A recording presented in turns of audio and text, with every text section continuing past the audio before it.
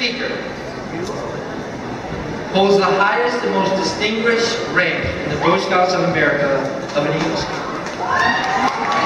He is captain of Central High School's swim team and a member of Central High School's men's soccer team. He is the president of the National Honor Society and a member of the National Math Honor Society. He holds a 4.67 GPA.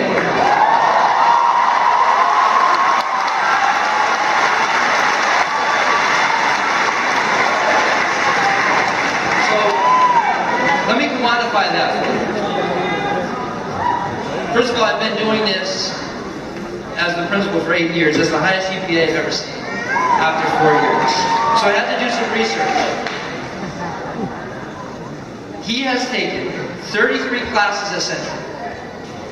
He has taken 8 advanced placement college level courses in which he scored 7 5s, which is the highest you can score on the national test, and 1 4.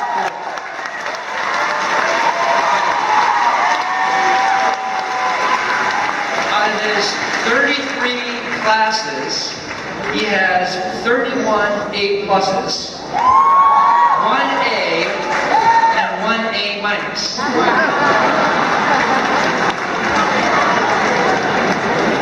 More important than any of that, he is the kindest, most gentlest human being that I have ever met.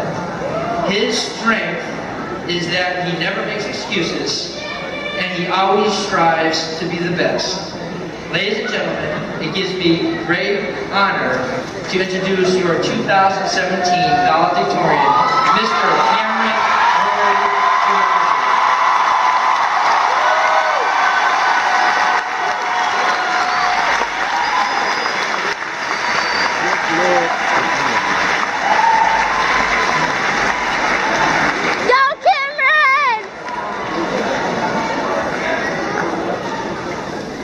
Before I begin my speech, I would like to extend thanks to Dr. Tokars and the administration for the constant effort and energy they put in to the school and its students. I would like to thank Patricia Keenan for helping me so much put together this speech and helping me make it as excellent as it is. And I would like to thank my family for the constant love and support they give me, my father, Reza, my mother, Farzana, and my younger sister, Faraz.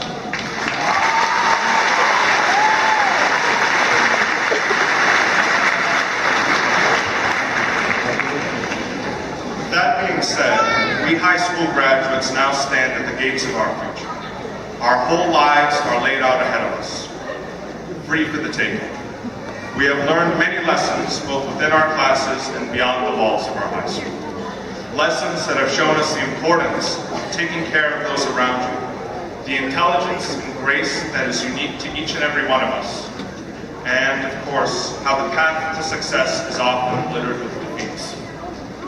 But before we take that step, the step that bridges our adolescence and our adulthood, I want to remind everybody why we are here today and how all of this came to be.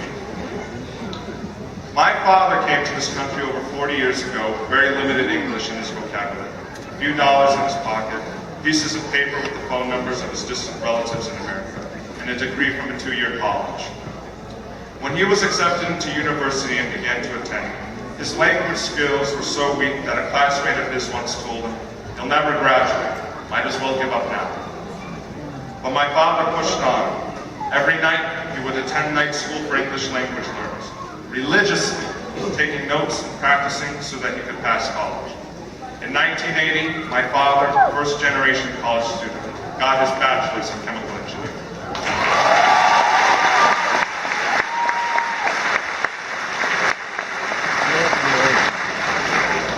My fellow classmates, my point in sharing this story with you is that our parents, our guardians, and the individuals in our lives who have made a difference have gone through sacrifice after sacrifice to ensure our success. They came to America on boats, on planes, from war zones, from fields that hadn't seen rain in decades. They came from Vietnam, from Poland, Iran, Somalia, Puerto Rico, the Dominican Republic,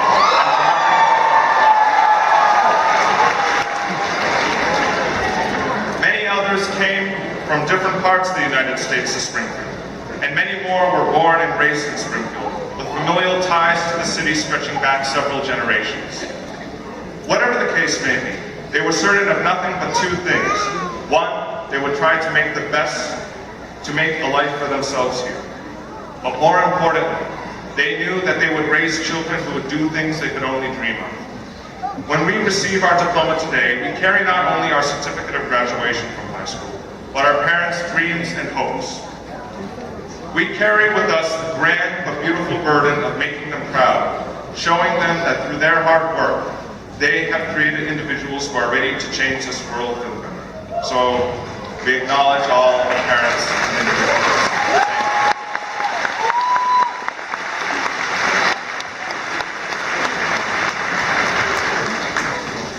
Additionally, these students wouldn't be graduating the way we are today if it were not for the diligent and admirable efforts of the teachers of our high school. All of us, regardless of what type of student we are, have had at least one teacher who we hold near and dear to our hearts. They put in countless hours grading our papers, gathering materials and sources for daily lessons, and building relationships of trust with their students. Our teachers valiantly pushed on, determined to raise the next generation of doctors, nurses, policemen, journalists, senators, and yes, even teachers. So we acknowledge all of the teachers that can join us.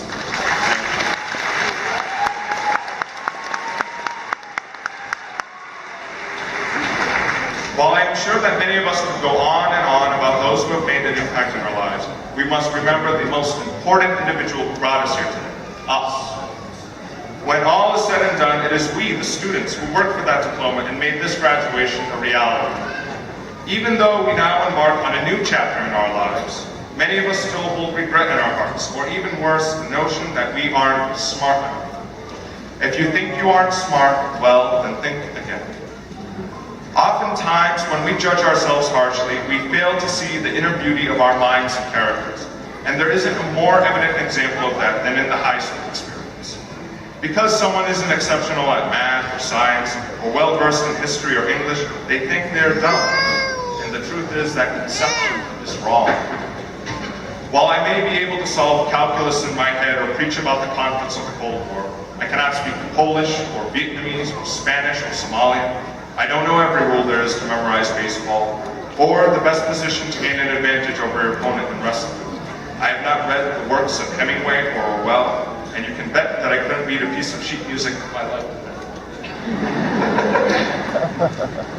There is so much talent among us, so much beauty and elegance. If we choose to only see ourselves through the lens of the Common Core, then we are wasting the very characteristics that make us unique.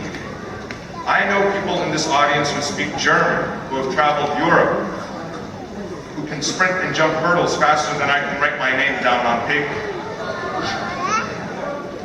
There are individuals who have taken AP courses as a freshman, are aces in tennis, participate in local math competitions, or, again, all of the above. What I'm trying to say is that we're all intelligent, we're all smart in our own unique and wonderful way. Albert Einstein once said, "You cannot judge a fish by its ability to climb a tree." So, my fellow classmates, as we graduate today, I ask you to embrace not what society thinks is worthwhile to invest in, but to invest in what will empower you, your talents and skills, whether they be within or without the classroom. I challenge you to invest in your individuality, to invest in what makes you, you. I offer you this challenge as a consequence of my own experience. I did not get accepted to the school of my choice. To say I was emotionally and mentally devastated would be an understatement. But eventually, it hit me. I am still me, Kamran Noori Shirazi. Likewise, you are all still you.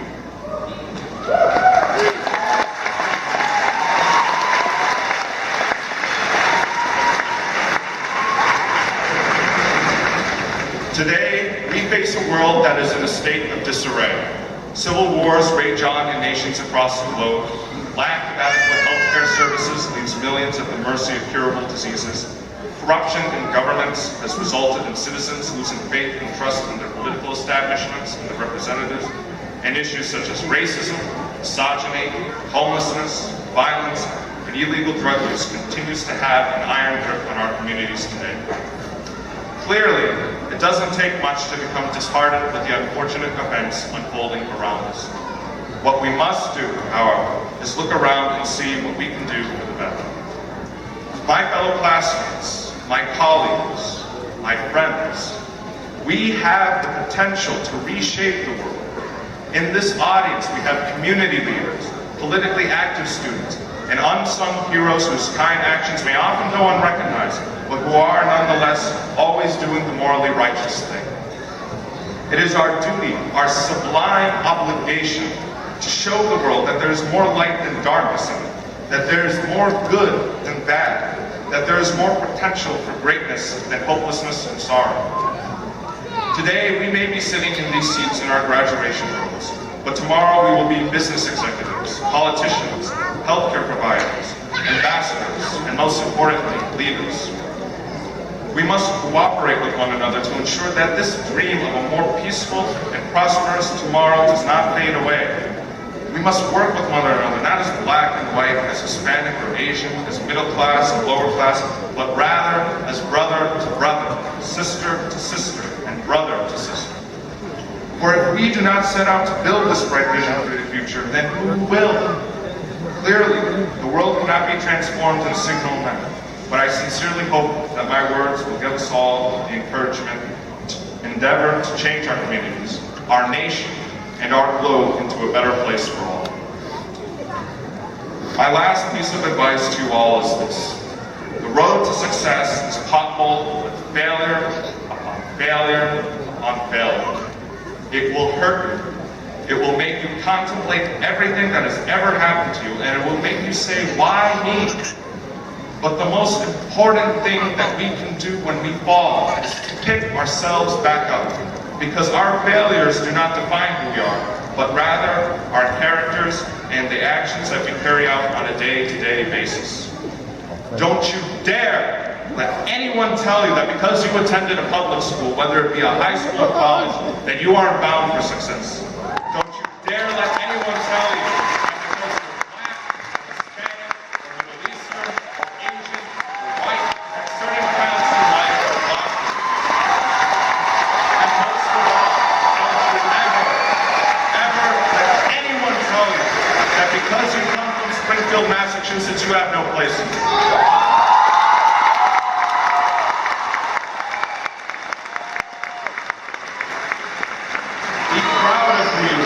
What you can do and what you are going to do. You may not believe in yourself right now, but just know that I will always believe in all of you. My time at Central has been one that has been graced with beauty and with hardship, with pride as well as disappointment. But through it all, I consider myself so fortunate to have been a student at Central and at Springfield.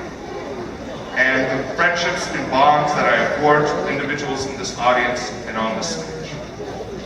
You all have shown me how wondrous and amazing life is, as well as how diverse and complex it can be. I would not trade for a mountain of gold the memories I have made and the adventures I have been a part of with all of you. Because they are so much more valuable than any tangible thing that can be found on this earth.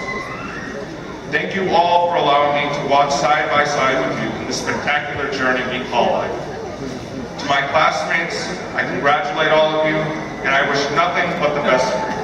May your futures be as bright as your smiles and faces, and as sweet and as exceptional as your characters.